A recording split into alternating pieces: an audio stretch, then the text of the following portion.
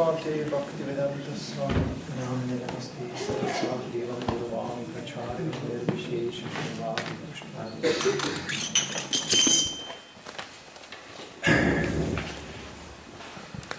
So as usually every Sunday we are reading from Bhagavad Gita as it is. For those who are here new, first time here, welcome. So this is dialogue recorded 4,000 years ago, more like 4,000 years ago, between Krishna and Arjuna on the battlefield of Kurukshetra. And it contains the essence, the basic essence of all spiritual understanding. So this is the basic book of our movement. Everything what we do and what we try to do is based on this book. So this is from second chapter. Today we can read text 12. Om Namo Bhagavate Vasudevaya. Om Namo Bhagavate Vasudevaya. Om Namo Bhagavate Vasudevaya. Om Namo Bhagavate Vasudevaya. Om Namo Bhagavate Vasudevaya. Om Namo Bhagavate Vasudevaya. So this is Krishna here speaking to Arjuna following words. Natvevam jatunasam natvam nivejanadipa nachayvana bhavishyamaha sarve vayam nata paramam.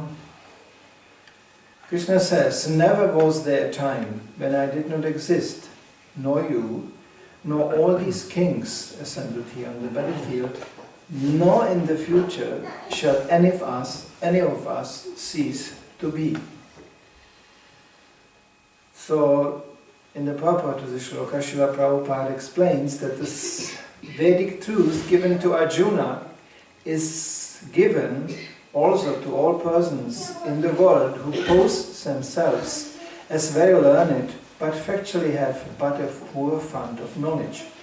The Lord says clearly that He Himself, Arjuna, and all the kings who are assembled on the battlefield are eternally individual beings, and that the Lord is eternally the maintainer of the individual living entities, both in their conditioned and in their liberated situations.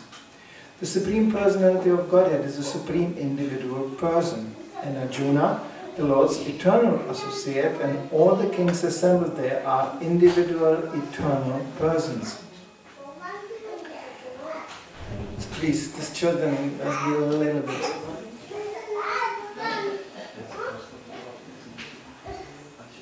It is not that they did not exist as individuals in the past, and it is not that they will not remain eternal persons.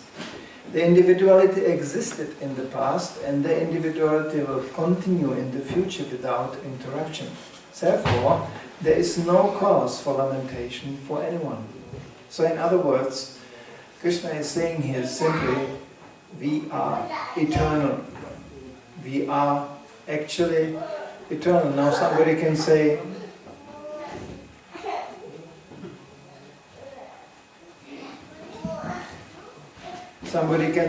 how is it possible that we are actually eternal when this body is not eternal?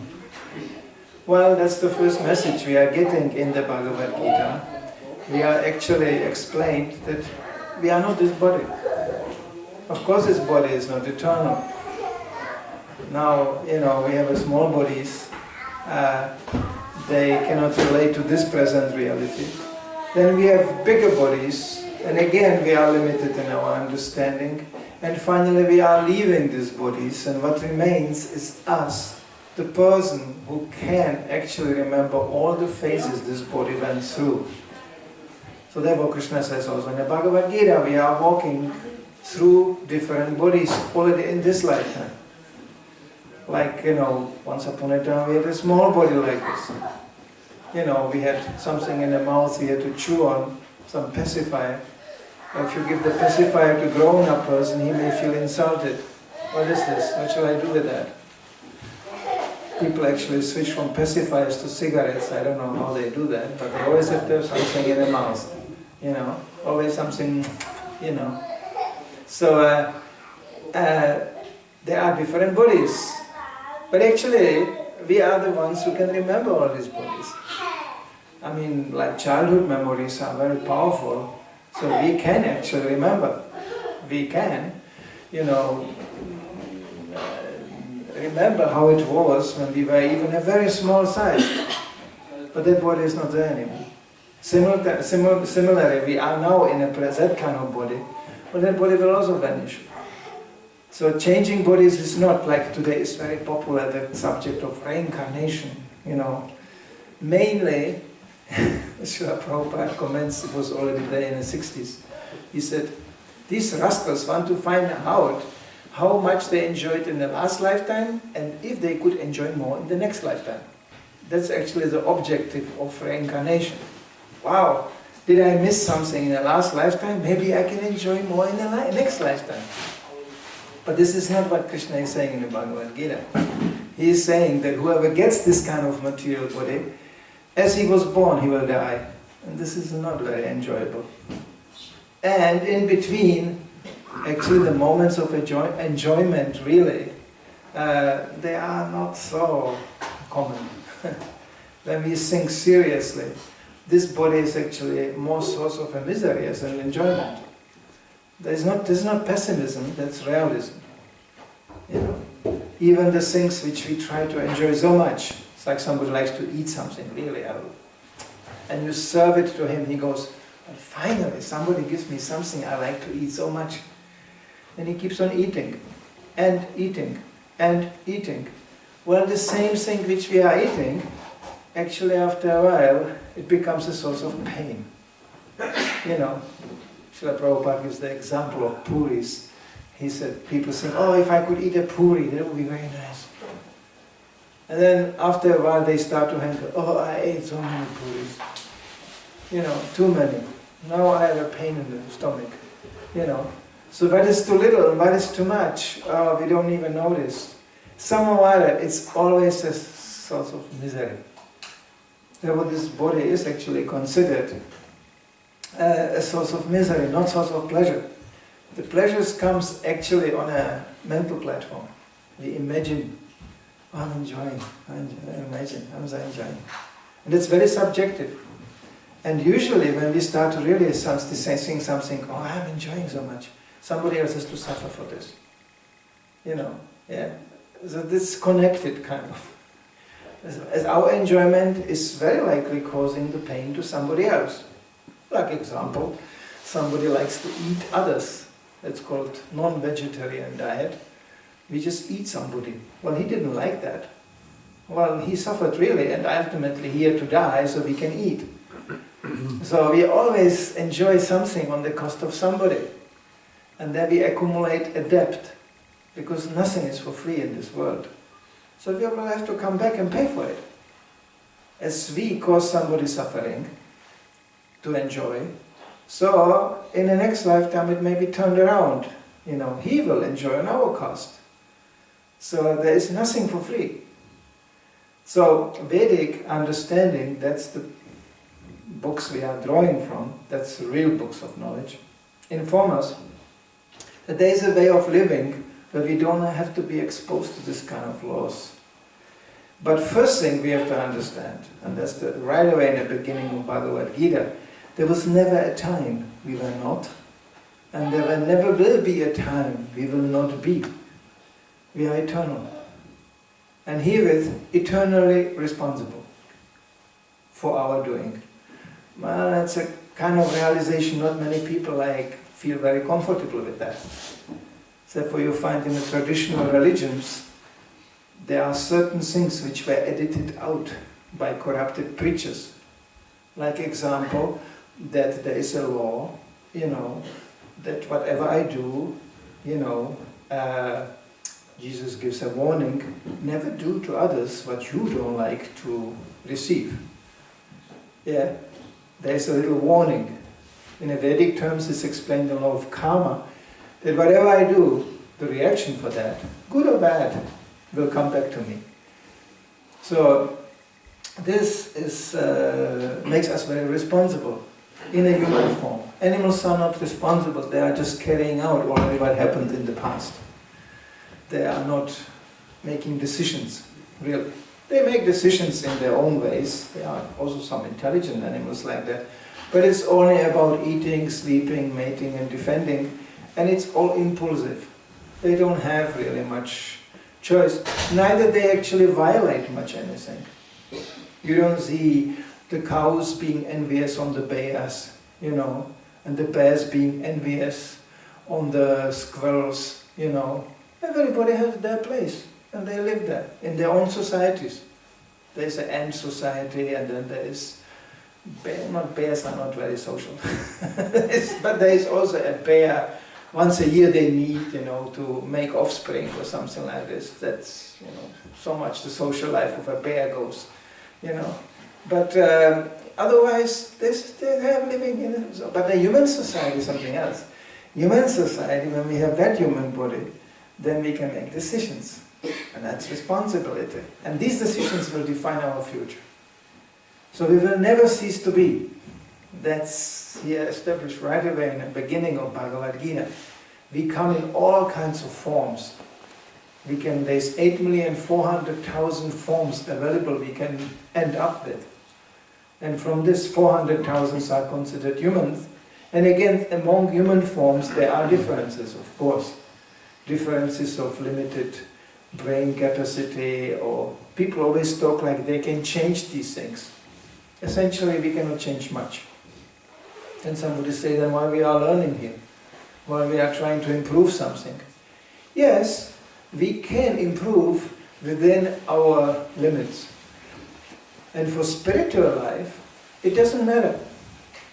Because once one gets connected to Krishna and to spiritual life, one's material assets are not important. The important what counts is the devotion. That's the important part. So sometimes we see people with big brain, they have a very hard time to understand what we are talking about. You know, because they always find a deeper, they try to find a secondary meaning. That's a privilege of philosophers and speculators and all kinds of people who engage in all kinds of mental research. They always want to find how it would be if it would be. Maybe it could be. Maybe. We could see it another way, isn't it? You know, and they like to collect information, how it could be if it would be. And in this way they get so confused at the end they don't understand one thing. You know, as they say, they have a saying, you cannot see the forest because of so many trees. You are in the middle of the forest, you are lost, and you think, what is forest? Well, it's all around you, but you are blind. There is darkness of speculation. But you feel very proud that I know so much. I know about how many different types of ants are there in tropical forest. Well, what does it do to me? What's the use of this to know that? So therefore our definition of knowledge and Krishna's definition of knowledge is we have to know what is to be known.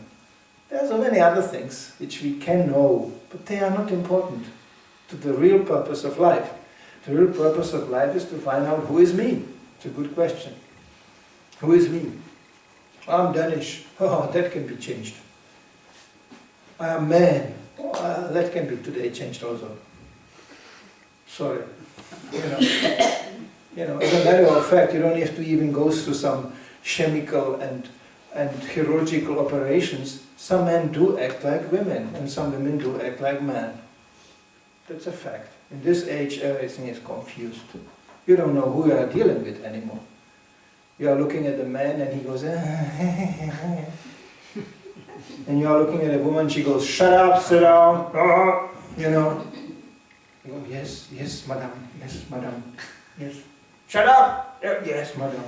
You know, you never know.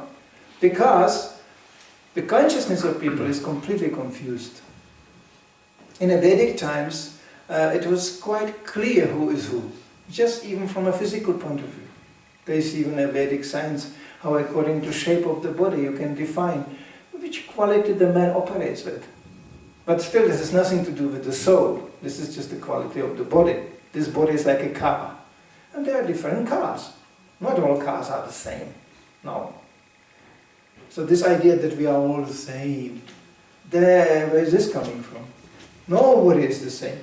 Krishna says, you, me, and the kings here present, we are eternal individuals. And that may cause a problem, of course.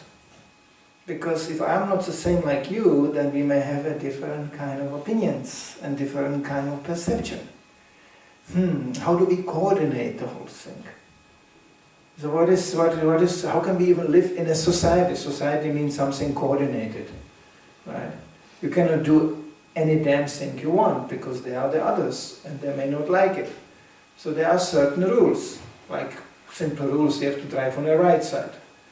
In some countries you have to drive on the left side. That's agreed upon. So you cannot violate that. So that's called society. But if we are all one and the same, and if we are all individual, then the problem starts. I want something you don't want, and I think something you don't think. And I express myself in a way that you don't express yourself. So in this society there is only one rule which unites people, and that's we have to enjoy here together. So if I do something violent, he doesn't like it, he will be disturbed, then he will disturb my enjoyment, I will disturb his enjoyment. But there's one problem with that the enjoyment in itself is already agitating. There's no peace on the level of idea of enjoyment. There's no peace. Because everybody has his own concept how that enjoyment is. There's basically, Krishna defines 3 kinds of levels of enjoyment. A really dark one, Tamagun, it's called darkness. That means I enjoy to sleep, to get intoxicated, to be vulgar, and even vicious. People do enjoy sometimes to cause pain to others. That's called darkness. And then there's mode of passion. That means I enjoy when I do things. Whatever I do, I don't know what I do, but I do something all the time. I have to plan, scheme, build, make money, all the time. Action. That's progress. Progress means go, go, go, go. If you want to really know a good example of that, you have to go to India. There's millions and millions of people. They wake up in the morning, they go. And they go and they are everywhere. They are piling up in buses and trains and cars and go. But nobody knows one damn thing what he's doing. Nothing. It's a country without management. But we have to make progress. We have to put something here. We have to do something. Run here, drive around in a circle. Completely confused, but very busy. And then there is a mode of goodness that comes almost close to spiritual life, where you start to think, what am I actually doing here? Why should I do that? And how can I do things so I don't obstruct what's already given to me? There's certain arrangement already made for us. We are born in a certain family, we are born in a certain country, we are living in a certain environment. So why not just look around and use it? Not excessively. What do I need? Eating, sleeping, sex life and defense. That we can get quite simply. We don't need a fancy arrangement for that. Sleeping, yeah, you can work hard to get a really fancy bed. Well, when you sleep, you don't know one thing. You're not sleeping and oh, I have such a nice bed. No, you don't know one thing. You sleep. You're finished. Maybe you cannot sleep because you didn't pay for the bed yet. So you roll in a bed, oh no, how am I going to pay the loan, and oh no, and you cannot sleep. But we saw it in India. People just lay down somewhere and put a blanket over their head and sleep. Peacefully. Sometimes in the middle of the traffic. No worry. Indians are really good at this, to sleep very well. You see somebody lying there saying, oh, he died. No, he's just taking rest. Because the climate is also most suitable for that like this. In Denmark you will freeze to death if you will do that. Yeah. So much arrangement around sleeping. And then eating. Oh, You read cookbooks and my God, there's what else I could eat, and I could eat this and I could eat that creature and I could eat that. And did I ever eat snails in a French restaurant? No. Oh, I missed the whole thing. Let's go to a French restaurant and try how the snails are tasting like, and how this garbage tastes like, and that garbage tastes like, and this nonsense is this tool. You have to try it all out, the tongue. You know, so complicated. But you know, there's no place I saw people eating so long and so peaceful like in India. You know, I don't remember, I was not in all of, I was in many countries, but not in all countries, but in India they can just go, la la la la la la la la, it goes for hours. And they just eat, you know, peacefully. They always go, you know, there's a hungry India, India. At least in the 60s when I joined this movement, in the 70s, there was a big thing in the West. All Indians are dying, they're hungry. We have to collect for hungry India. Everybody was collecting for hungry India. When I came to India, I was going, where are the hungry people? You know, they were all, hey, acha. And I remember first time we do distribute lots of prasadam or food offered to Krishna. The first time devotees cooked in India some big pot with khichdi and they served it to the villagers came and said, what is this? Khichdi. Where's the samosa? Where's rasagula? What is this? Just this simple thing. Come here, we will teach you how to cook. And they really know how to cook. So it's like, that was really an eye-opener. So eating, it's coming. We just look around and we see and we do things that, you know, you just go around. It's like, that's one of the reasons why we are vegetarians. There's many other reasons, but it's relatively easy to eat like this. You don't have to chase apples around, you know, with a knife, you know, just butcher apple, you know. Or you can just chase the potato, you know, they jump, he's coming, and shoot the potato, you know. You don't have to butcher, you know, bananas. No, these things are growing and then they are just falling down from a tree. And it's very simple. And then comes, of course, the most complicated thing, the sex life. Oh, it's education. They already teach in a school. It's going to be very complicated. What do you mean complicated? I tell you quite frankly, if you have a building and you put a boy in a cellar and a girl on the loft, they will find each other, don't worry. There is no science about that. Then you put one boy in Copenhagen and one girl, there's nobody else. They will find each other, don't worry. And very likely soon there will be more small boys and more small girls running around. Very likely. Usually the females are more gifted on this point. They will teach the boy how to reproduce himself. You know, because it's completely natural. You know, boys sometimes they think, I just want to have some fun. Not the rest that we skip. You know, not in the West they think like that. You know, the boys think, I want to have some fun. But not the little ones, no, not the little, not this. But the girls generally they think, oh well, the fun is meant to have the little ones. It's completely natural. It's all designed. You don't have to teach, preach, anything. It's already happening and it will happen automatically. Monkeys do that on the trees. In India, I saw a monkey eating banana having sex simultaneously. Publicly. He had no problem with that. He looked at me like, what are you looking at? And he had 20 girlfriends to choose from. Any Copenhagen gentleman would get envious. You know, how do you do that?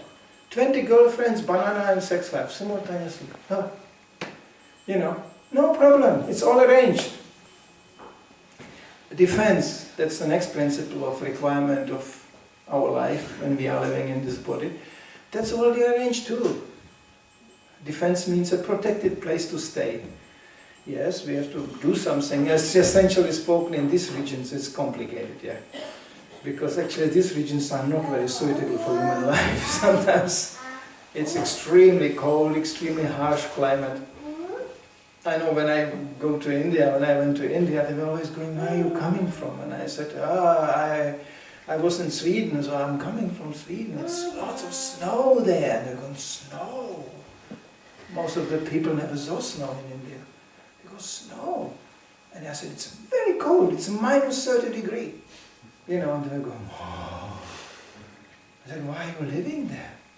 And I realized, actually they are right. Why are people living here? This is completely crazy. Why are you living here? It's not a place to live.